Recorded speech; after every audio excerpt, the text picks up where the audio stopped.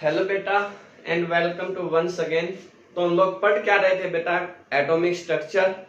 और मैंने बताया था आपको कि इलेक्ट्रॉन, प्रोटॉन और न्यूट्रॉन जो हमारे पास होते हैं उनको हम लोग क्या बोलते हैं, फंडामेंटल पार्टिकल्स बोलते हैं। अब बात करते हैं बेटा हम लोग डिस्कवरी ऑफ फंडामेंटल पार्टिकल्स की।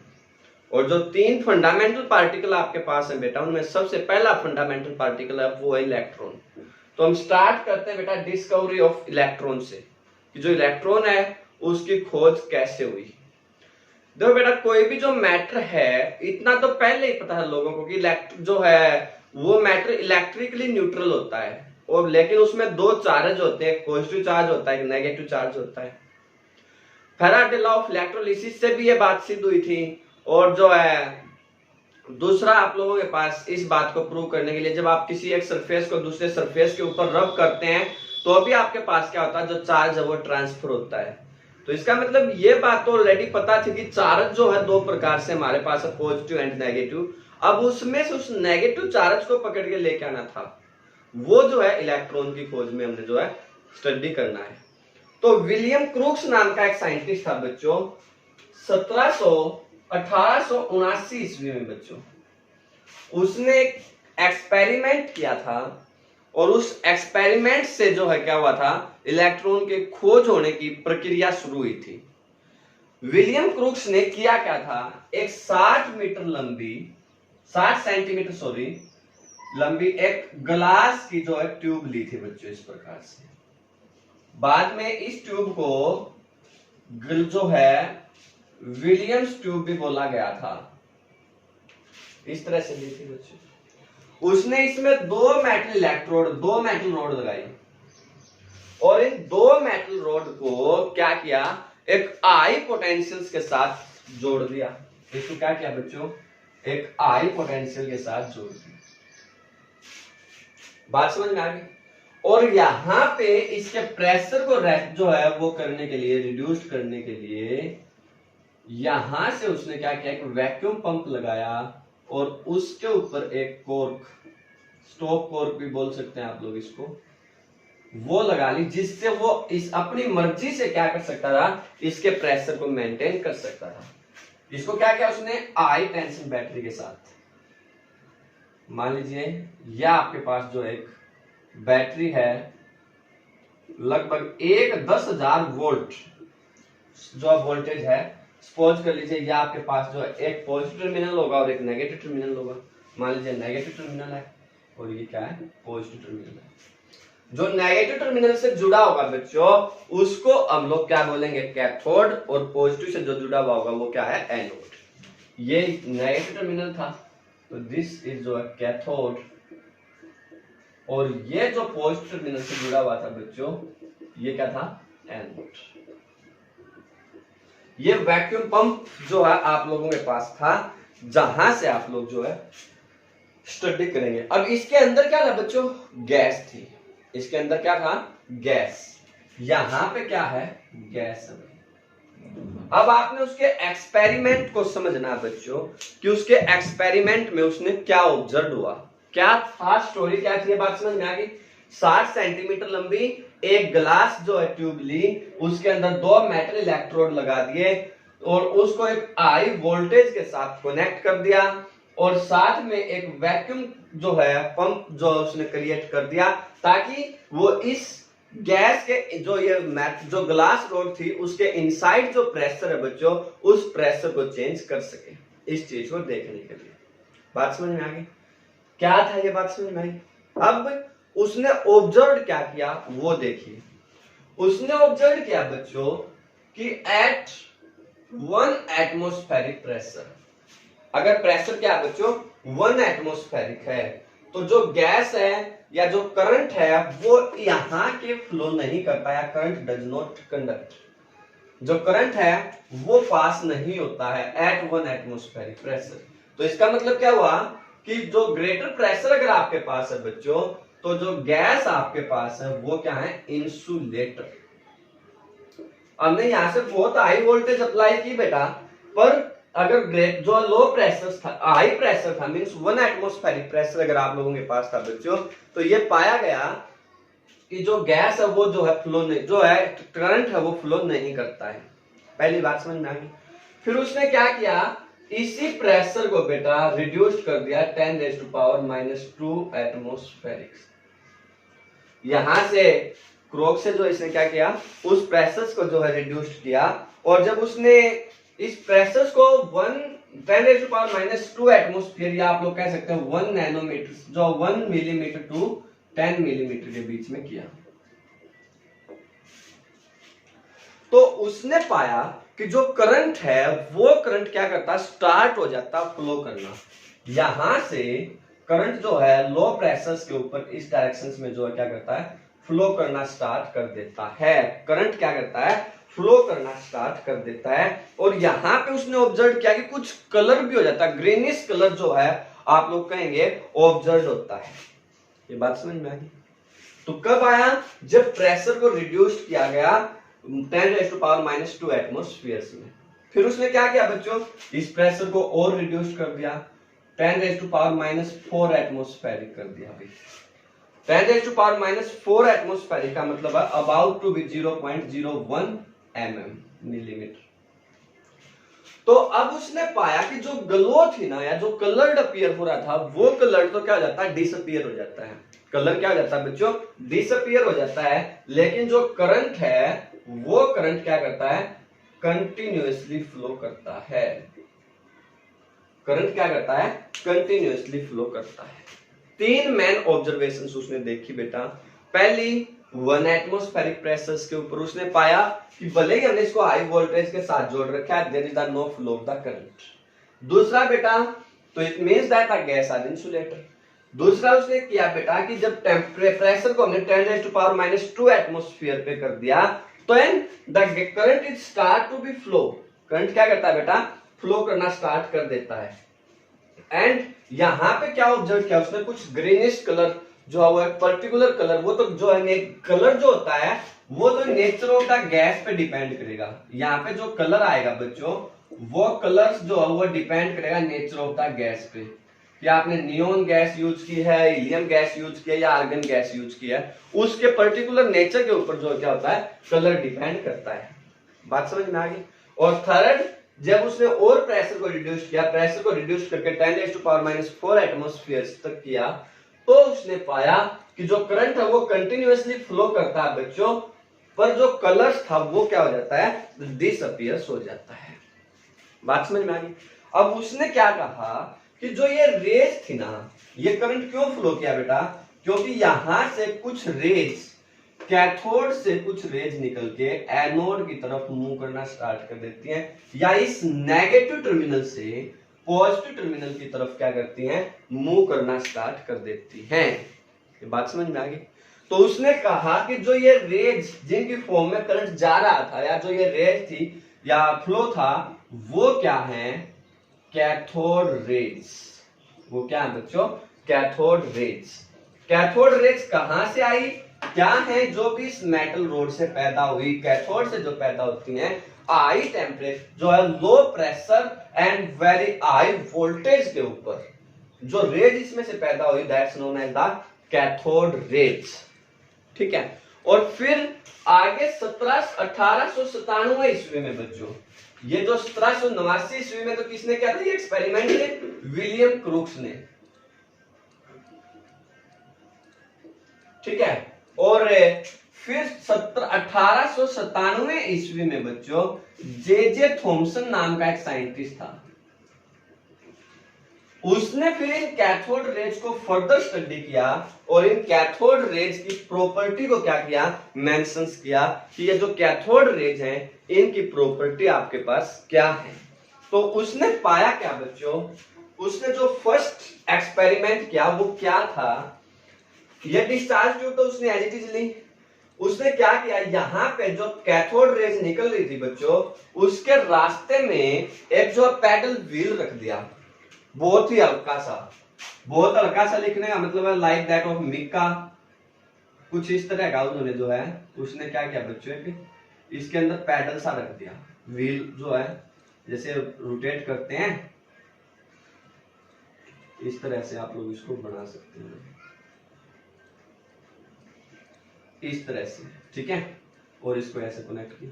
तो जब उसने पाया कि जो ये और यहाँ पे उसने क्या किया, जिंक सल्फाइड की स्क्रीन लगा ली बच्चों। ये क्या थी, zinc sulphide screen, ZnS screen. तो उसने पाया कि जो ये रेडिएशंस निकल रही है बच्चों, इन रेडिएशंस, ये रेडिएशन जब इस मिक्का के अंदर से या इस पैडल के अंदर से गई तो इसकी शैडो यहाँ पे क्या हो जाती है, फॉर्म्ड हो जाती है। जो मटेरियल था उसकी शैडो क्या होगी बच्चों, जो भी ये मिक्का था बच्चों, उसकी शैडो हमारे पास क्या हुई, यहाँ पे फॉर्म्ड होगी, ये इसकी शैडो आ गई। अब अगर कोई भी चीज लाइट सीधी आएगी तो जो उसकी जो है इमेज बनाएगी पीछे जाके। अगर वो मान लीजिए इसे टकरा के आर्बिट्रेट हो जाती तो इसकी इमेज बनाती नहीं। अगर अपने पाथ को चेंज कर लेती तो फिर वो इसकी इमेज बनाती ही नहीं। समझ रहे ना इस बात को। तो इसका मतलब आपके पास क्या होगा, इमेज कब फॉर्म्ड हुई, जब ये मिक्का की इमेज हमारे पास इस तरह से फॉर्म्ड होगी। बेटा बात समझ में आई कि नहीं आई, पक्का। तो यहां से सिद्ध क्या हुआ, पहली प्रॉपर्टी जो जे थॉमसन के अकॉर्डिंग आई वो क्या थी कि जो कैथोड रेज हमारे पास हैं, वो कैथोड रेज क्या करती हैं, travelled in the straight line.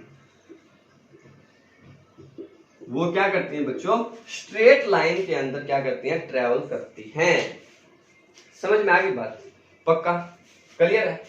दूसरा क्या हुआ, जो ये मिक्का या जो भी इसने पैडल्स लगाया था, जब ये लाइट इनके ऊपर जो है पड़ी तो इस पैडल ने क्या किया बच्चों, रोटेट करना स्टार्ट कर दिया।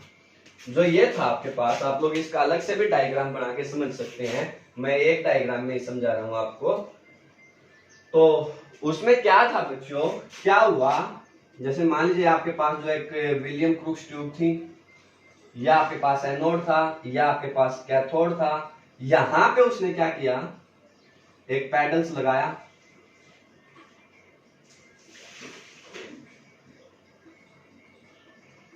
ये क्या था बच्चों, उसके पास पैडल्स था। तो उसने पाया कि जैसे इसमें से ये कैथोड रेज निकलती हैं तो उनकी वजह से पैडल्स क्या करता है, रोटेट करना स्टार्ट कर देता है। अब अगर इन्होंने इस पैडल्स को रोटेट, मींस एक मटेरियल पार्टिकल है ना बच्चों, इसको इन्होंने क्या किया, रोटेट करना स्टार्ट कर दिया। तो इसका मतलब क्या हुआ कि जो भी ये पैडल्स आपके पास है, इसका रोटेट करने की वजह से, किस वजह से रोटेट किया, इन कैथोड रेज की वजह से। तो क्या हुआ, इसका मतलब क्या हुआ कि जो कैथोड रेज आपके पास थी बच्चों, वो कैथोड रेज क्या होती हैं, आर मेड अप ऑफ जो मटेरियल पार्टिकल।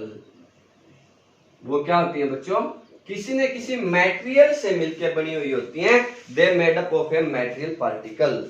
बात क्लियर हुई। फिर क्या हुआ भाई, नेक्स्ट में जो ये कैथोड रेज आपके पास हो रही थी या फ्लो कर रही थी, इनके अंदर क्या किया गया, इलेक्ट्रिक फील्ड अप्लाई किया गया। मींस ये अनदर जो है मेटल रॉड ली गई और इसको जो एक्सटर्नल पॉजिटिव से जोड़ दिया गया, इसको जो मान लीजिए एक्सटर्नल नेगेटिव से जोड़ दिया गया। अब यहां से कैथोड रेज आई थी इस तरह सीधी। अब ये पाया गया बच्चों कि ये कैथोड रेज क्या होती है, इस पॉजिटिव की तरफ, जो कैथोड रेज है बच्चों वो क्या करती है, पॉजिटिव टर्मिनल की तरफ मुड़ जाती है। अब पॉजिटिव की तरफ कौन जाते हैं बेटा, आप लोगों ने हमेशा पढ़ा कि unlike charge are attract to each other. अब अगर ये पॉजिटिव की तरफ मुड़ी तो इसका मतलब क्या है कि जो कैथोड रेज हमारे पास होती हैं बच्चों, उन कैथोड रेज के ऊपर क्या होती हैं, कैरी नेगेटिव चार्ज। तभी तो वो पॉजिटिव की तरफ मुड़ी है ना बच्चों।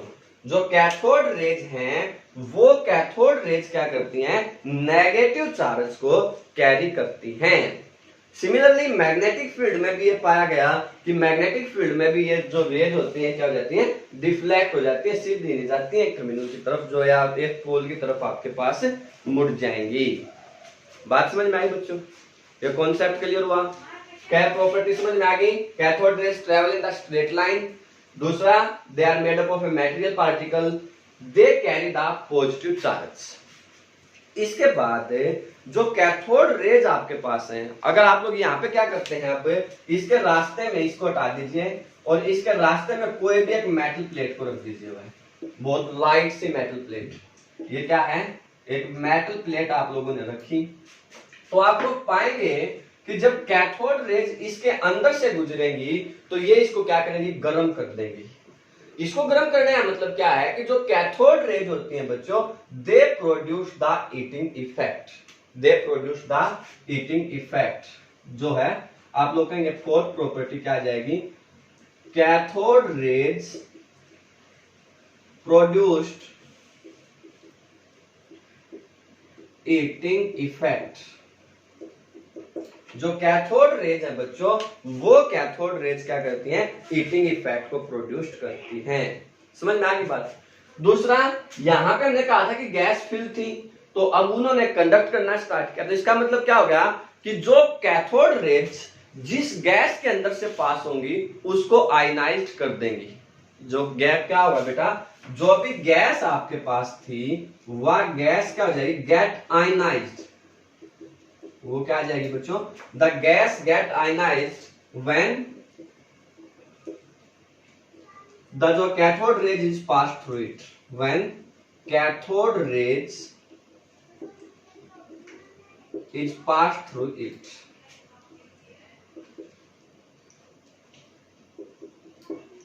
समझ में आ गई बात बच्चों। इसके बाद ये क्या करती हैं, एक्सरे को भी प्रोड्यूस करती हैं। They also produce the x-ray, they produced x-ray. या क्या करते हैं बच्चों, एक्सरे को भी प्रोड्यूस करते हैं। जब किसी भी टंगस्टन या मोनोबेडेनियम जैसी मेटल के सरफेस के ऊपर जो कैथोड रेज टकराएंगी बच्चों, तो वो क्या करेंगी, एक्सरे को प्रोड्यूस कर सकती हैं। They produce the x-ray when strike on the surface of a metal like tungsten या मोनोबेडेनियम। बात क्लियर होगी बच्चों। इसके बाद ये क्या करती है, जो फोटोग्राफिक प्लेट होती है उसको भी इफेक्ट करती हैं। दे इफेक्ट द फोटोग्राफिक प्लेट।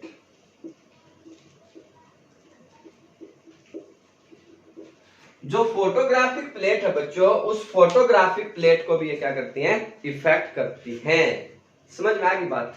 और दूसरा क्या होता है, अगर कोई भी बहुत पतली मेटल हो ना बेटा, तो उसके अंदर से ये गुजर जाती हैं। मोटी के तो अंदर से नहीं गुजर पाएंगी, जो पतली मेटल है उसके अंदर से क्या होंगी, ये जो पास हो सकती हैं। And this effect is known as the penetration effect. तो आप लोग कहेंगे they show the penetrating effect also, they show penetrating effect. Penetrating effect का मतलब क्या होता है कि अगर कोई भी बहुत पतली मेटल है बच्चों, तो उस पतली मेटल के क्या होंगी, ये आर पार निकल जाएंगी या उसको क्रॉस ये जो आपके पास कर जाएंगी। ये बात समझ में आई बच्चों, पक्का। कैथोड देखो खोज किसने की, विलियम क्रूक्स ने। कैथोड रेज की खोज किसने की बच्चों, विलियम क्रूक्स ने। और उनकी स्टडी किसने की या उनकी प्रॉपर्टी किसने दी, जे थॉमसन ने। बात समझ में आ गई। प्रॉपर्टी क्या क्या है, कैथोड रेज स्ट्रेट लाइन में ट्रेवल करती है, मेटेरियल पार्टिकल से मिलकर बनी हुई होती है, नेगेटिव चार्ज होता है, हीटिंग इफेक्ट को प्रोड्यूस करती हैं, जिस गैस के अंदर से पास होंगी उसको आयनाइज कर देंगी। जब किसी मेटल सरफेस टंगस्टन या मोनोबेडेनियम के सरफेस पे टकराएंगी तो हीटिंग जो है एक्सरे को प्रोड्यूस करेंगी, फोटोग्राफिक प्लेट को इफेक्ट करती हैं, और जो पतली जो मेटल्स होती हैं उनके अंदर से ये गुजर सकती हैं, means they can show the penetrating effect. बात समझ में आई बच्चों, पक्का। इतनी स्टोरी क्लियर होगी सभी को अच्छे से।